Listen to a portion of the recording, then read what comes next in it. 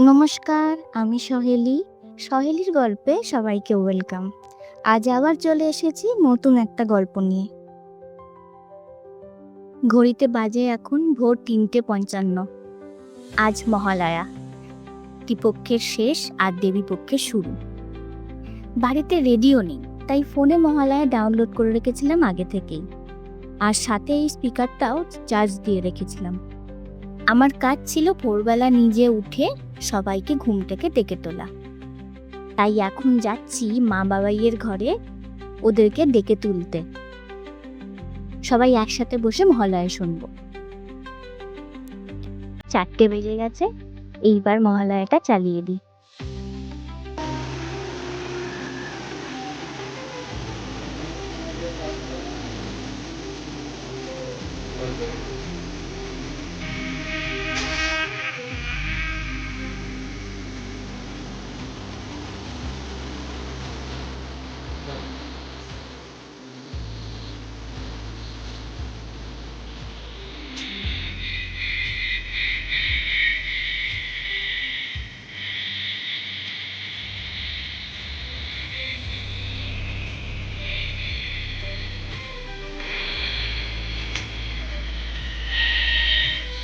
Radio নেই তো কি হয়েছে? এই দিন বীরেন্দ্রকৃষ্ণ ভদ্র এনার গলায় মহালয়া শুনবো না, এ তো হতেই পারে না। মহালয়া না শুনলে মনেই হয় না যেন পুজো আসছে। চাই অন্য কোনো দিন ভোরে উঠি বা না উঠি, এই দিন আমি অবশ্যই ভোরবেলা উঠে পড়ি। মহালয়া শেষ হতে একটু ছাদে এসেছিলাম। দেখি ফুল গাছের পাতায় শিশিরের বিন্দু কত, খুব ভালো লাগছিল দেখতে। আজ যেহেতু একটা স্পেশাল দিন, তাই আজ টিফিনে লুচি আলুর দম হয়েছিল। জলখাবার খেয়ে স্নান করে আমি আর রবি রেডি হয়ে সকাল সকাল বেরিয়ে পড়লাম কলকাতা ভ্রমণে। আজকের ওয়েদারটা বেশ ভালো, কদিন ধরে যা বৃষ্টি হচ্ছিল, পুজোয় কি যে হবে কে জানে। স্টেশনে উঠে কিছুক্ষণ দাঁড়ানোর পরেই ট্রেন আসে, ট্রেনে উঠেও পড়ি। বা ট্রেনে বসে এত ঘুম পাচ্ছিল যে কি বলবো। আসলে ভোরবেলা উঠেছিলাম তো, প্রচুর ঘুম পাচ্ছিল। তাই দুজনে প্রায় ঢুলতে ঢুলতেই হাওড়া পৌঁছে গেলাম। আজকের প্রথম ডেস্টিনেশন হলো কুমোরটুলি। অনেক বছর আগে একবার গেছিলাম পুজোর আগে, আর আজ যাচ্ছি। এখন আমরা যাচ্ছি লঞ্চ ধরতে। টিকিট কেটে আমরা ঢুকে তো পড়লাম ঘাটের ভেতর, কিন্তু কুমোরটুলি যাবার লঞ্চ এখনো আসেনি, তাই একটু দাঁড়াতে হয়েছিল। দাঁড়ানোর বেশ কিছুক্ষণ পরেই আমাদের লঞ্চ আসে। কি ভিড় দেখুন, প্রচুর লোকজন, বিশেষ করে কম বয়সী ছেলে মেয়ে, মানে যেমন কলেজ স্টুডেন্টদের ভিড়ই বেশি আজ।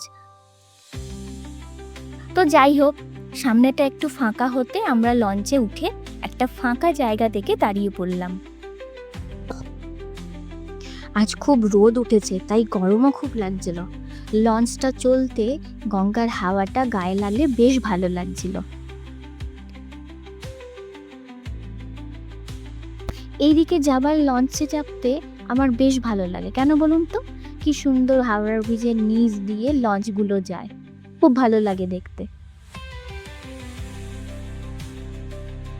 গঙ্গার পাড়ে দেখুন কত ভিড়, সবাই তর্পণ করছেন গঙ্গায়। এই ঘাটেই আমরা নামবো।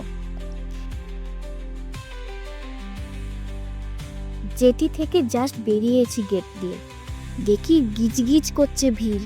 ভেবেছিলাম প্রথমে হয়তো আমরা ঢুকতেই পারবো না কুমোরটুলিতে। আবার কিছুজন বলছিল কুমোরটুলিতে নাকি ফটো ভিডিও করা বন্ধ করে দিয়েছে। আসলে অনেকে এসে খুব ডিস্টার্ব করে, তো তাই অসুবিধে হয় তাদের ঠাকুর বানাতে। কিন্তু যাই হোক, কুমোরটুলির ভেতরে ঢুকে দেখি যে ওনারা সবাই গোলার দরজা খোলা রেখেছেন, কিন্তু আট ভেজানো করে। দরজাগুলো সব দড়ি দিয়ে বেঁধে রেখেছেন, যাতে গোলার ভিতরে কেউ ঢুকতে না পারে। কিন্তু তাতে ফটোগ্রাফার বা ভিডিও যারা করছিলেন তাদের খুব একটা অসুবিধা হয়নি। দরজার ফাঁক দিয়েই ভিডিও আর ফটো তোলা যাচ্ছিল। এত সুন্দর সুন্দর প্রতিমা দেখেছি যে কি বলবো। কোথাও মাটির কাজ চলছে জোর কদমে, সময় তো প্রায় হয়েই এলো।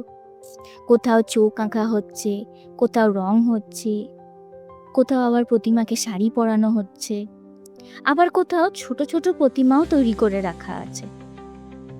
চারিদিক ঘুরে ঘুরে দেখতে বেশ ভালোই লাগছিল। দেখুন এক চালচিত্রের একটা ছোট্ট প্রতিমা নিয়ে যাচ্ছে। দেখে তো মনে হচ্ছিল কোনো বাড়ির ঠাকুর, বেশ ছোট্ট খাট্ট। অনেকটা বেলা হয়েছে, খিদেও পেয়ে গেছে খুব, এইবার বেরোতে হবে এখান থেকে। অভি বেরিয়েই আগে একটা ক্যাব বুক করে নিয়েছিল।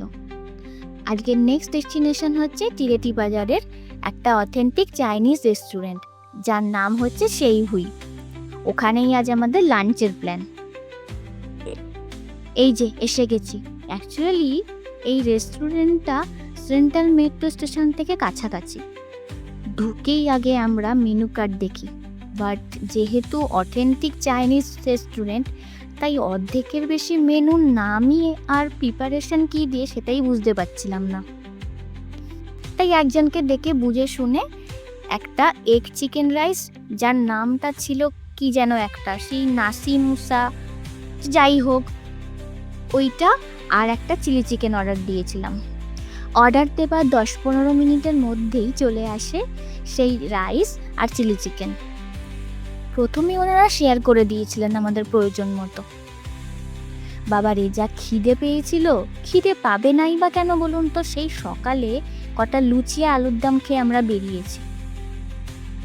যাই হোক, টেস্ট ছিল দুটো আইটেমেরই সুপার। রাইসটা খেতে একটু ঝাল লাগছিল, বাট তাও খুব ভালো টেস্ট ছিল দুটোরই। রেস্টুরেন্ট থেকে বেরিয়ে আমরা আসি সেন্ট্রাল মেট্রো স্টেশনে। হাঁটাপথই ছিল কয়েক মিনিটের। আমাদের পরের ডেস্টিনেশন হচ্ছে এসপ্ল্যানেড। এসপ্ল্যানেডে পৌঁছে তো গেলাম, কিন্তু এসে দেখি খুব ভিড়। নর্মাল সানডে তো আজ নয়, আজ পুজোর আগে শেষ রবিবার। বাবারে বাবা, কি ভিড়! অ্যাকচুয়ালি পুজোর আগে এসপ্ল্যানেডে আসবো না, তাই একটু কেমন লাগছিল। হাতে সময়ও ছিল, তাই বাড়ি ফেরার আগে অভিকে বললাম একটু নিউ মার্কেটটা ঘুরে নিলে কেমন হয়। অভিও দেখলাম রাজি হয়ে গেল, তাই আসা আর কি। কেনার বিশেষ কিছু নেই, তাও ওখানে একটুখানি দেখতে বেশ ভালোই লাগে। আর এই দোকানটাতে তো আমার অল টাইম ফেভারিট জিনিসগুলো পাওয়া যায়, কত টেডি বিয়ার সব একসাথে। চলুন একটু আরসিরা মার্কেটে ঘুরে আসি। কি সুন্দর সাজিয়েছে দেখুন, চোখ জুড়িয়ে গেল। রথের ওপরে মা দুর্গা আর তার 4 ছেলে মেয়েকে নিয়ে বসে আছেন। এই মলে মেন অকেশনগুলোতে বেশ ভালোভাবেই সাজায়। বড়দিনের আগে যখন এসলাম তখনকার ডেকোরেশনও খুব সুন্দর ছিল। তো যাই হোক, কয়েকটা ফ্লোর এদিক ওদিক ঘুরে একটু জামা কাপড় ব্যাগ নেড়ে চেড়ে দেখে আমরা বেরিয়ে পড়লাম বাড়ি ফিরবো বলে। আজ সারাটা দিন ভোর থেকে আর এখন পর্যন্ত বেশ দুজনের ভালোই কাটালাম। কথা বলতে বলতে আমরা হাওড়া স্টেশনে চলে এসেছি। খুব টায়ার্ড লাগছে, বাড়ি ফিরে একটু রেস্ট নিতে হবে। কোন ভোরে উঠেছি আজ। পুজো তো প্রায় এসেই গেল, সবাই ভালো করে পুজো কাটাবেন, অনেক ঠাকুর দেখবেন আর চুটিয়ে খাওয়া দাওয়া করবেন। আজ তাহলে গল্প এই পর্যন্তই, আবার আসবো পুজোর গল্প নিয়ে। সবাই ভালো থাকবেন, নমস্কার।